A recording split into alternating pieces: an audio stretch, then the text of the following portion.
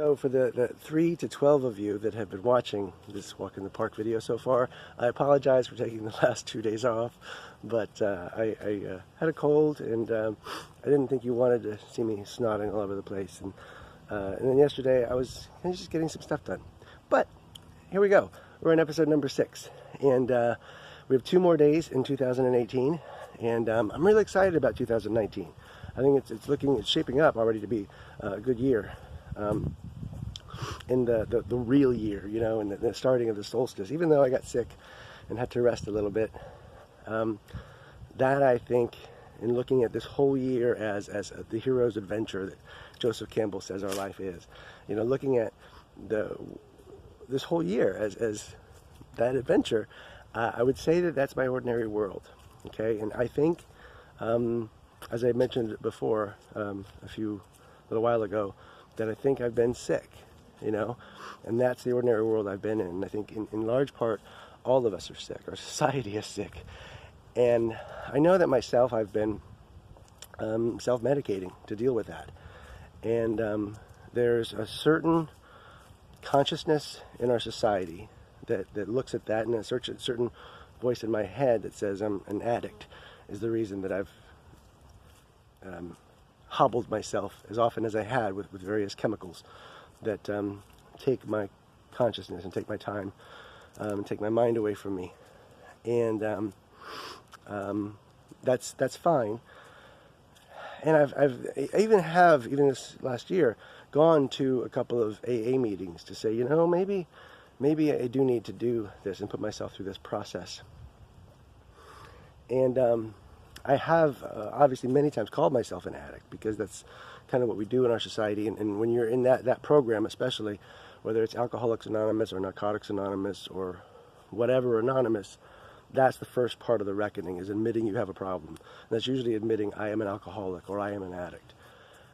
And I fully do admit that I am an addict, and I do, you know, I have addictive tendencies. But I can't say I'm really an alcoholic. But I do know that I have frequently self-medicated with alcohol to a bad degree. And I haven't used a lot of wisdom, and I haven't used a lot of character or integrity or just common sense or responsibility or nothing. I kind of, you know, came from the Judeo-Christian religion, and especially evangelical fundamentalists, that, you know, says I'm a sinner. That's my natural state. And so for many years, I've just kind of gone with that. And now that I'm becoming an adult, I guess, in my 47th or 48th year, I'm just recognizing, you know what, I think if I want to see the revolution of wisdom that I've written about come, it's got to come through me first. And so I'm finally opening up to some responsibility for a lot of my actions and the things that I consume. Because as much as I may have criticized American society and the world at large for the way that we have become consumers, I have to admit, honestly, that I am one as well. And I don't always choose positive ways of consummation. And so the things I always consume are not always good for me. As a matter of fact, a lot of times I'll consume shit that's just bad for me all day, and I don't consume anything good. And considering I've got, you know, at least another 30 years to go, if you know, Lord willing, and the creek don't rise, I've got a little ways. And so I want to make those years really productive, because I've got a lot of things that I've been envisioning for the last 20 years or so that I want to make happen. And I know that if I'm using alcohol, I won't be able to do that. Now, I'm also a big believer in moderation. I think all things in moderation. And so will allow myself some temperament in there, because largely I'm not a vegetarian or a vegan, or, you know, I'm not interested in being any part of ism. But I heard a friend say she was a gratitarian, and I'm more of a gratitarian. I'm very grateful for whatever anyone offers me. And so with meat and stuff, even though I usually don't buy meat myself and I don't really cook it for myself, I try to stick to a vegetarian diet. If it's offered, then I'll be gracious and probably eat it. And alcohol is the same way. I think though, because ultimately I just want to go to Flyway Brewery in Little Rock, Arkansas, and have their beers, because it's owned and operated by some brothers of mine, and I want to try their beer. So it may very well be that that's the only alcohol I'll allow myself to have is beer from the Flyway Brewery. But chances are somebody makes their own beer or makes their own wine and wants to share some, I'll have it. But I don't want to. I don't want to do the stuff where I'm buying it in the store and just promoting it as an industry anymore. I don't think that's healthy for me. I don't think it's healthy for other people, because I'm one who I can't have one beer, one glass of wine, one shot. I can't do it. It's got to be at least 4, and then oftentimes it turns into more. And so I have a compulsive tendency in that regard. And like I said, I don't think I'm an alcoholic. I went out last night to a bar to celebrate my friend's birthday, and I didn't have a drop, and I was really fine with it. I was offered a drink 3 times, and I turned it down. I was very content with the water that I had, and I didn't want to do that. And plus, I had a little herb before, so it kind of mellowed me out. And we'll touch on the herb. Oops, excuse me. We'll touch on the herb at another time, because that's also can be a challenge, but it's a different kind of challenge because it works in a different way. This is that other time.